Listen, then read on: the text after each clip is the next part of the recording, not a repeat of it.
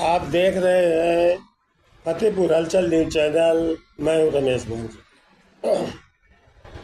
मुझे विश्वास है अब तक का आपका दिन शुभ रहा होगा।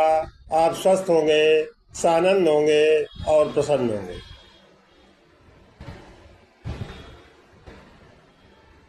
साथियों, आज बात कर रहे हैं शिक्षा व्यवस्था के ऊपर।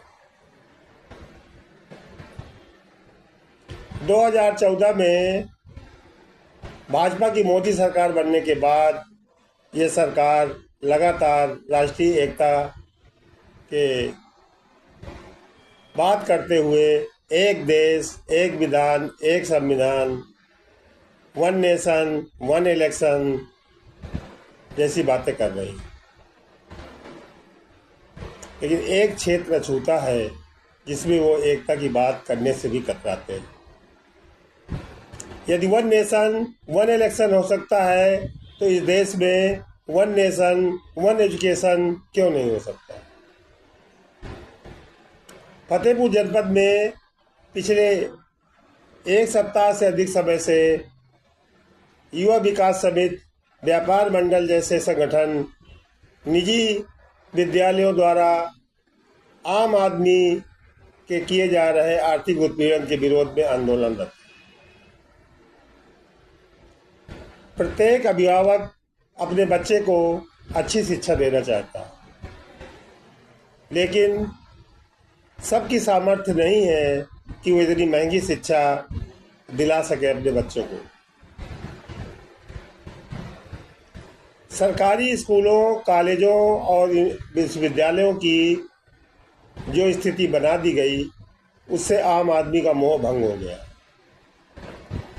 एक समय था जब जनपद के जीआईसी इंटर कॉलेज में प्रवेश के लिए मारामारी होती थी। आज वो जीआईसी कॉलेज प्रवेश के लिए बच्चों के प्रवेश के लिए तरस रहा है।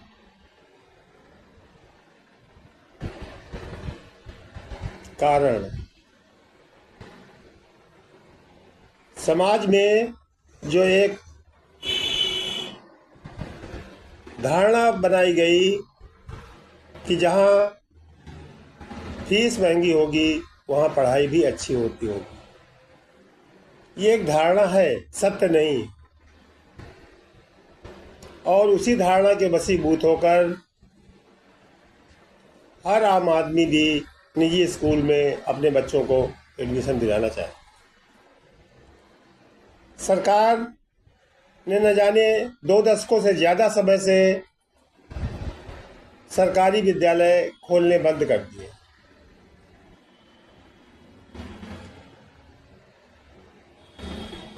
मुझे जहाँ तक याद है, पिछले 20 सालों में एक भी सरकारी इंटर कॉलेज या विश्वविद्यालय नहीं बनवाए।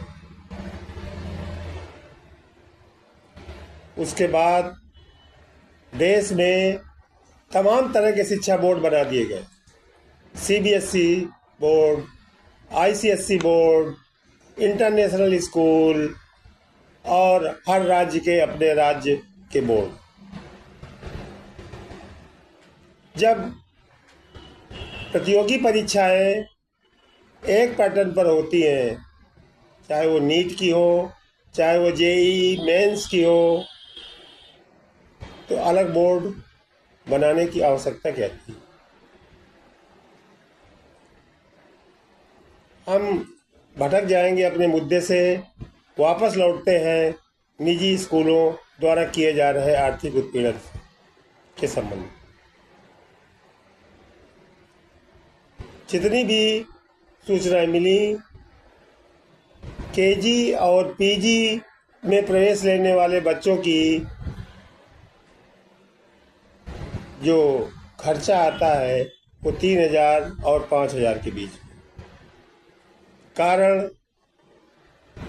कि ये निजी स्कूल अपनी एक दुकान से ही सारे पाठ्य पुस्तकें, कापियाँ, ड्रेस आदि खरीदने के लिए अभिभावक को बाध्य करते हैं। जैसा कि तमाम सूत्रों से सूचना है, ये जो प्राइवेट प्रकाशन की पुस्तकें हर साल बदल दी जाती हैं इन निजी स्कूलों द्वारा, उनमें 60 से 70% कमीशन विद्यालय प्रबंध तंत्र को है। जरा सोचिए, एक आम अभिभावक अपने बच्चों को इन निजी स्कूलों में कैसे प्रवेश दिला सकता। और यही कारण है कि आज यदि हम ग्रामीण क्षेत्र में निकल जाते हैं तो 6 वर्ष से लेकर 14 साल तक के बच्चे आपको किसी विद्यालय में पढ़ते हुए नहीं मिलेंगे। सरकार रोज ढिंढोरा पीटती है राष्ट्रीय शिक्षा नीति का। इसके पहले की सरकार ने RT right to education act भी बनाया, लेकिन फायदा क्या निकला। उसके भी पहले माननीय उच्च न्यायालय इलाहाबाद ने एक निर्णय दिया था कि राजनेताओं के बच्चे हों या प्रशासनिक अधिकारियों के, सबके बच्चे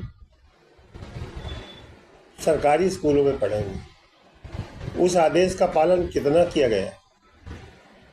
आज तो हालत यह है कि प्राइमरी विद्यालयों में पढ़ाने वाले शिक्षकों का बेटा भी निजी स्कूलों में पढ़ रहा है। सरकार कब सोचेगी? क्या सरकार की मंशा सबको शिक्षा देने की नहीं है? जबकि नीतियां तो यही बनाई जाती हैं, सभी पढ़ें सभी बढ़ें, लेकिन सबको बराबर पढ़ने का अवसर क्यों नहीं दिया जा रहा? और कब सोचेगा यह समाज? कब सोचेगा? जब उसके बच्चे अशिक्षित रह जाएंगे, शिक्षा के अभाव में तमाम तरह के दुर्व्यसनों में डूब जाएंगे और वो समाज के लिए नासूर बन जाएंगे। किसी भी सरकार का पहला कर्तव्य समाज के लोगों को अच्छी शिक्षा, अच्छा स्वास्थ्य प्रदान करना होता है। लेकिन जिस तरह से इन सरकारों में निजी स्वास्थ्य के नर्सिंग होम, निजी विद्यालय कुकुर मुत्ते के पेड़ों की तरह खुलते चले जा रहे हैं और उनसे आम जनता का आर्थिक शोषण हो रहा है, वो निश्चित रूप से घृणास्पद है।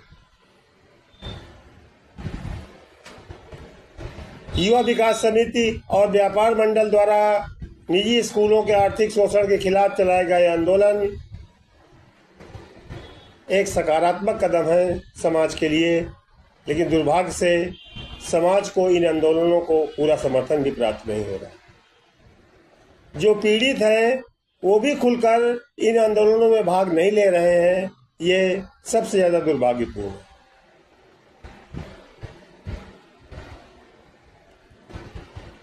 ज्ञानेंद्र मिश्रा हो, शिवचंद शुक्ला हो, ये जो निजी शिक्षा के खिलाफ आंदोलन चला रहे हैं, क्या इसमें भी इनका कोई निजी हित है?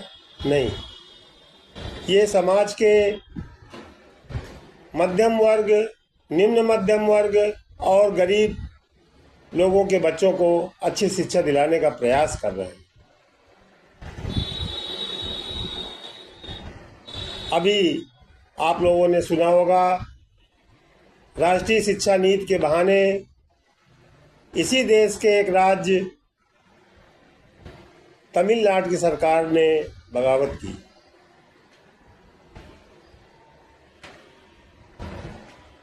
धीरे धीरे ये आग फैलती चली जा रही है। कैसी है राष्ट्रीय शिक्षा नीति जो एक राष्ट्र को जोड़ नहीं सकती? राष्ट्रीय शिक्षा नीति का तो ये मतलब होना चाहिए कि पूरे देश में एक तरह की शिक्षा चलाई जाएगी। हाँ, उसमें पढ़ाई उस राज्य की स्थानीय भाषा के अनुसार की जानी चाहिए। और जितनी भी राष्ट्रीय परीक्षाएं होती हैं उनमें भी प्रश्न पत्रों के विकल्प में हर राज्य की स्थानीय भाषा का स्थान होना अनिवार्य।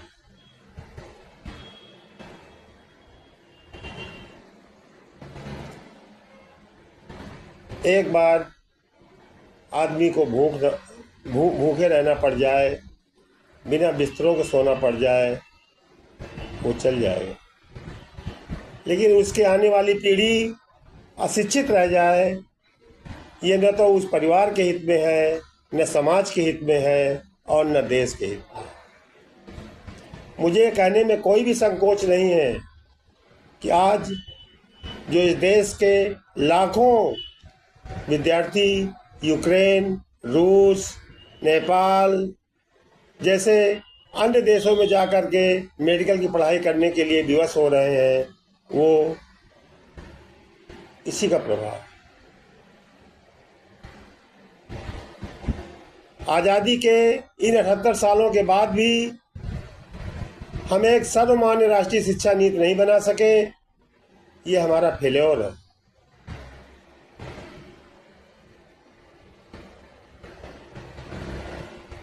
हर उस देश ने जो हमसे बाद आज़ाद हुआ, उसने शिक्षा नीति बनाई है और वहाँ पर जो उच्च शिक्षा देने का माध्यम है वो उस देश की राष्ट्रभाषा है।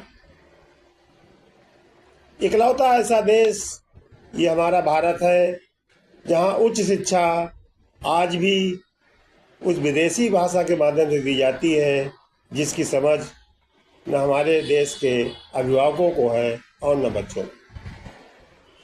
हम भाषा पर घमंड तो करते हैं, लेकिन भाषा को सम्मान देना नहीं सीख सके।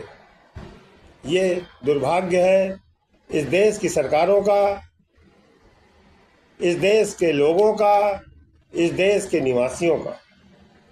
आइए हम सब खड़े हों, सरकार से प्रश्न करें कि यदि वन नेशन वन इलेक्शन हो सकता है इस देश में, तो वन नेशन वन एजुकेशन क्यों नहीं हो सकता। वन नेशन वन इलेक्शन से पहले वन नेशन वन एजुकेशन की व्यवस्था ये सरकार करे। इसके लिए हम दबाव बनाएं, इसके लिए हम आंदोलन करें, इसके लिए हम आवाज़ उठाएं, जिस किसी भी स्तर पर हो। तभी हम कह सकेंगे कि हम राष्ट्रभक्त हैं। केवल भाषणों में राष्ट्रभक्ति का प्रदर्शन करना राष्ट्रभक्ति नहीं। राष्ट्रभक्ति के लिए जरूरी है राष्ट्र के लिए सब कुछ न्यौछावर कर देना, चाहे वो सत्ता ही क्यों न हो। आप देख रहे हैं फतेहपुर हलचल न्यूज़ चैनल। मैं हूं रमेश मोहन।